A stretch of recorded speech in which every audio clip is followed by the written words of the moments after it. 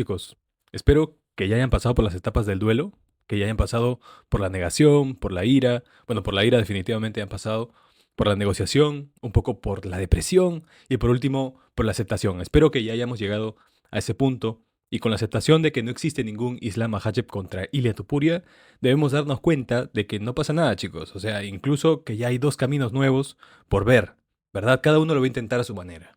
Así que vamos a hablar un poco sobre los potenciales enfrentamientos que tendría, al menos para efecto de este video, Ilia Topuria en la 155, ¿vale? Si me gusta lo que sale de este video, de repente hacemos el de Islam. Y comenzamos con el primer reto de Ilia Topuria, que ya está confirmado está, pelea contra Charles Oliveira en junio. Y yo sé que para varios va a ser un paseo de Ilia, pero en realidad, chicos, esta pelea sí me plantea incertidumbres. Sé que varios ponen sobre la mesa la pelea con Herbert para explicar lo que pasa cuando Ilya se enfrenta con alguien más largo. O sea, puede que sea muy vulnerable cada vez que entra a cortar distancias, ¿cierto? Y tengo que aclarar que Ilya ha mejorado mucho aquella versión suya de hace 3 años, que también Charles Oliveira no es Jai Herbert. Jai Herbert, antes de perder con Ilya, ya había perdido con Renato Moicano, con un tal Francisco Trinaldo, que ya tenía 40 años para ese entonces, y luego de perder con Ilya, Jay Herbert perdió con Fares Siam, que recién está asomándose al top 15, y con Chris Padilla. O sea, Herbert puede perder con todos, sean veteranos o prospectos igual. Cosa que no pasa con Charles Oliveira. Incluso en esta etapa veterana que tiene. ¿Ok? Oliveira no es tan gigante, no es tan largo como Jay Herbert, pero es muchísimo más peleador. Y sí puede mantenerse haciendo daño a la distancia, como lo hizo hasta Volkanovski le salió, como lo hizo Max Holloway también, aunque tenía un alcance muy corto Max Holloway, el mismo alcance de Ilia Topuria, a pesar de ser más alto. Y a estos dos, pues, obviamente se les cumplía el plan hasta que Ilia rompía esa distancia y adiós con una combinación bien acertada, pero no sabemos lo que pasaría con Charles Oliveira. Que ya sé que Ilia sí mantiene la compostura también, puede capitalizar errores defensivos que tiene Oliveira de pie, que históricamente tiende a exponerse bastante cuando ataca. Pero si Oliveira enfrenta esta pelea, digamos, de forma táctica, como lo hizo, por ejemplo, esta última vez contra Michael Chandler, pero aún más cauto, ya sé obviamente que perro viejo no aprende trucos nuevos, ¿no? Pero puede hacer una pelea larga, chicos, ¿vale? Así que me gusta el reto a mí, es una gran manera en todo caso para tomar una división. Porque siendo sinceros, pues al final, para mí, al menos antes de cualquier predicción oficial, opinión personal también, veo más chances a Ilia para ganar esta pelea, pero no me sorprendería lo contrario tampoco. Y ok, ya desde aquí entramos en un plano especulativo porque los retos que siguen tienen la única condición de que ocurren solo si Ilia Topuria gana sus peleas. Porque pues claro, si pierde contra Charles Oliveira se desinfla todo, chicos. Ya nadie más saca videos, ¿ok? O de repente los videos que saldrían serían la caída de Ilia Topuria, el ascenso y la caída de Ilia Topuria, o Ilia Topuria piensa en el retiro, cosas así. Pero bueno, para no extenderme en ese universo paralelo, el siguiente reto que veo, claro, con la condición de que Ilia gana sus peleas, es Arman Sarukian. Y esta pelea es la que me gusta más de todas porque, pues, siendo sinceros, si alguien traía real peligro para el reinado de Islam Makhachev, ese era Arman Sarukian, que después se cayó claramente por culpa del mismo Arman, 2 veces, porque primero fue la suspensión de 6 meses por agredir a una persona del público durante la 300, y la otra fue por su lesión de espalda o que pudo haber sido cualquier otra cosa, ¿no? Pero se bajó de esa pelea, pero quiere decir que el verdadero retador era Arman Sarukian. Y ahora que no está Islam, pues Arman versus Topuria es la pelea más competitiva, pienso yo, en las 155 libras, al menos en el papel. Porque los dos son jóvenes, son técnicamente pulidos. Para Ilia lo es más en el striking y para Arman lo es más en la lucha, pienso. Físicamente completos son los dos también. Incluso tienen el mismo tamaño. Entonces, creo que todo se reduce pues a quién es más inteligente, quién es más versátil.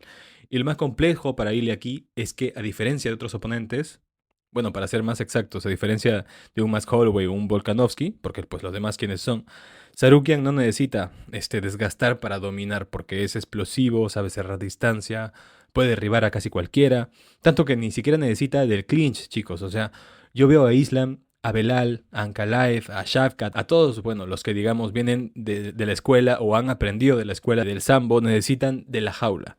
Pero Arman no, o sea, Arman no es un zambista, Arman es más un luchador tipo folk wrestling que va veloz, digamos, a tomar algún derribo desde lo más bajo que pueda, parecido a lo que hace Chimaev, por ejemplo. Ilia tiene excelente defensa de derribo, sí, es verdad, pero Arman va encadenando intentos, cambia niveles constantemente y eso pone a prueba no solamente lo técnico de Ilia, sino también lo mental, ¿cierto? Porque nunca he visto a Ilia, al menos yo, como el que tiene que defender. Más bien siempre lo hemos visto como el que trae la amenaza, ¿ok? Además, obviamente, quitando de lado pues algunas peleas como por ejemplo Bryce Mitchell, donde tuvo ciertos momentos donde fue dominado, pero pues son casos aislados. Pero bueno, continúo. En el striking, ¿no? Aunque no es tan peligroso como Ilya Arman Tsarukyan, es obvio. Ya hemos visto las salvajadas que hace Ilya de pie con su boxeo. Creo que Arman también tiene lo justo, digamos, para competir de pie, patear constantemente, porque aquí suele no defenderse muy bien Ilya, pero obvio, siempre mixeando entre pelear de pie e intentar hacerlo desde el suelo o con la lucha, en el caso de Arman, si no, no aguanta.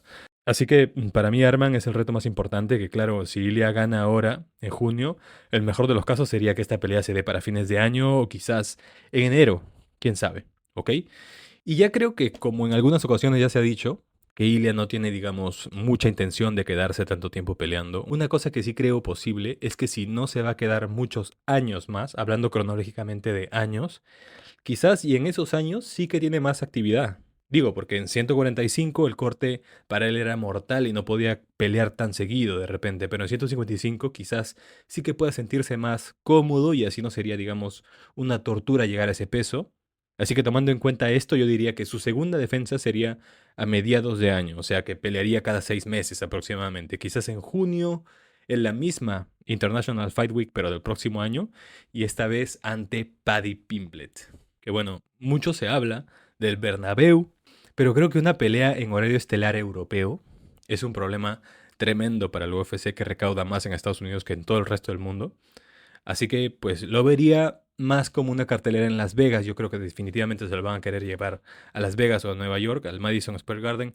Igual uno nunca sabe, pero esta pelea con Paddy, yo sé que en principio lo ven como la pelea más fácil, pero no pueden negar que es la pelea más grande. O sea, incluso creo que hasta podría tener más potencial que de mega pelea. Porque bueno, en primer lugar, creo que a Paddy solamente le queda una pelea y lo harán pelear por el título.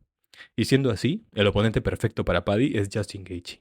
UFC debería hacer lo que pueda para cruzar a Paddy Pimblett con Justin Gaethje, que si bien no es fácil, ¿vale? Yo creo que es el rival más vencible de todo el top 5. Y peleando Paddy con Justin, digamos, en el último trimestre del año, de este año, ya puede quedarse sentado, tranquilo, esperando hasta pelear por el título, porque a Paddy le pagan bien. Y luego de esto, ahora sí, ya les cuento lo que pienso.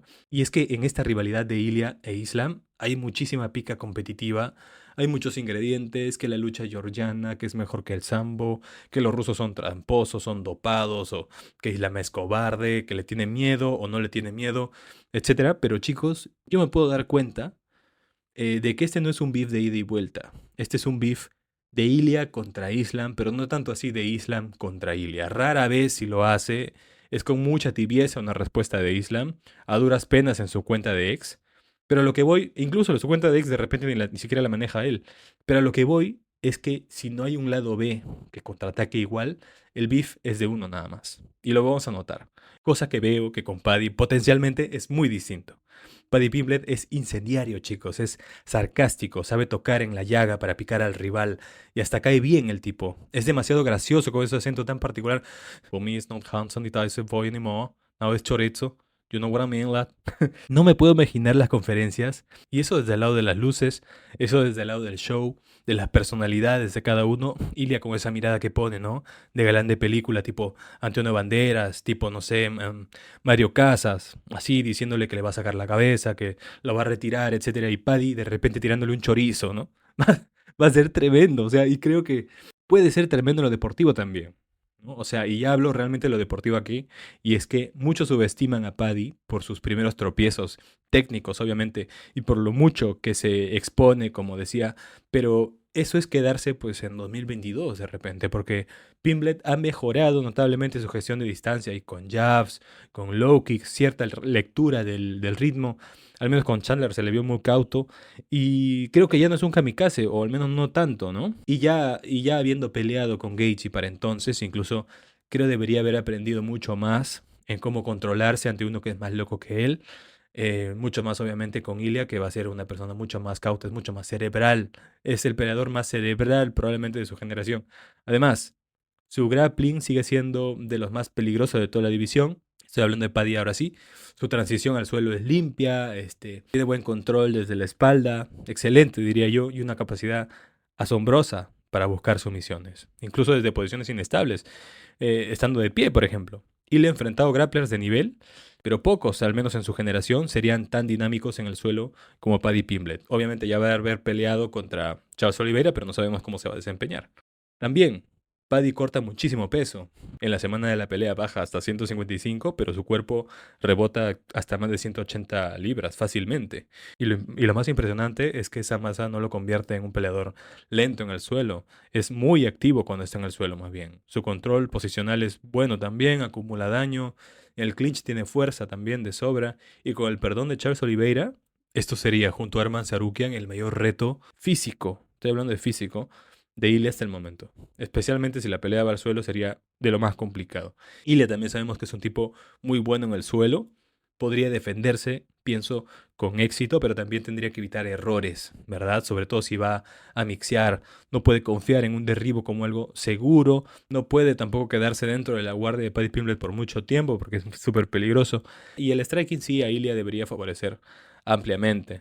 Ilia es muy superior de pie. Creo incluso aquí hay variables, ¿no? Paddy se está volviendo un tanto más impredecible con sus peleas, y si bien todavía tiene ese mentón alto, cada vez hasta lo veo un poco más consciente de esos errores. Se da cuenta que está descuidando el mentón y lo baja. Es como si dijera, carajo, el mentón, y lo baja. Entonces, para mí, ese detalle es clave, chicos. Paddy está evolucionando rápido y eso hace que pues, siempre llegue a la pelea siguiente con herramientas nuevas. Y eso está excelente porque mientras mejores ellos, mejor va a ser el hype. ¿Ok?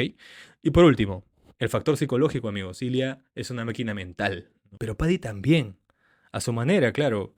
Pero me parece igual que, digamos, igual de fuerte mentalmente. Es un peleador que responde bien a la presión, Paddy. Toda la vida ha estado presionado, toda la vida se ha esperado algo de él, algo mejor de él desde que llegó a la UFC. Y no ha fracasado hasta ahora en ese camino. Y no creo que lo haga tampoco, al menos hasta que pelee por el cinturón. Entonces, Paddy es uno que nunca va a dejar de creer en sus chances y no se va a perturbar por unas cuantas frases ofensivas de Ilia. Así lo diga elegantemente, así lo diga directamente o de forma más burda a lo Conor McGregor, no sé. Porque está evolucionando y le de repente mejora incluso su discurso y lo hace de forma más agresiva, no lo sé. ¿Vale? Bueno, dicho esto, para mí, Charles Oliveira, Arman Tsarukyan y Paddy Pimblett son los rivales que tendría Ilia Topuria en caso de seguir ganando en su camino en la 155. En adelante, la verdad, no sé cómo seguiría ese destino, porque tomando en cuenta que estas tres peleas se den hasta mediados del próximo año, pues la verdad dudo que, por ejemplo, Max Holloway llegue a pelear por el cinturón, menos que Islam baje a 155, y luego me encantaría que, por ejemplo, un Mauricio Ruffi llegue a pelear con Ilia elegantemente. Sería hermoso también ver a Ignacio Bahamondes llegar a ser retador número uno, más completo, más seguro, o a Ludovic Klein con su boxeo potente también. Más lejos veo aún una opción de Usman Nurmagomedov que llegaría desde PFL Bellator, que aunque pues si sigue parece entonces el pique de Ilia con los rusos, puede alimentarse ese beef, pero no lo sé. También sería confiar en que Ilia quiera quedarse aún defendiendo en 155 porque ya tendría dos defensas, si quiere batir el récord de repente de defensas de Islam, si se quiere retirar o si ya quiere subir a 170, porque hasta ha dicho que le gustaría pelear en 170. Yo qué sé, chicos, pero pues en 155 los retos inmediatos son esos. Ya estará a opinión de ustedes pensar dónde hay más reto, si en pelear con Oliveira, Tsarukyan y Paddy, en el caso de Ilia, o si lo es pelear con Jack de la Madalena, Sean Brady y Shaq Rakhmonov, o de repente si se cuela por ahí un Joaquín Buckley, Garry, Michael Morales, quien sea que esté. No creo que Islam esté corriendo de Ilia, pero en todo caso, si fuera así, de nada se ha salvado el tipo con los animales que hay en 170. Pero bueno, en este video quería mostrarte lo que creo que vendría con Ilia Topuria y que pensemos cuán grande podría ser la emoción de esas peleas. También sí que valen, ¿ok? Listo, chicos. Espero que les haya gustado este video. Déjenme en los comentarios lo que piensan de este camino del matador, de los peligros, de si la tiene fácil o difícil, de lo que sea, ¿ok? Tampoco te olvides suscribirte para encontrar más contenido en mi canal. Y como siempre, espero que estés bien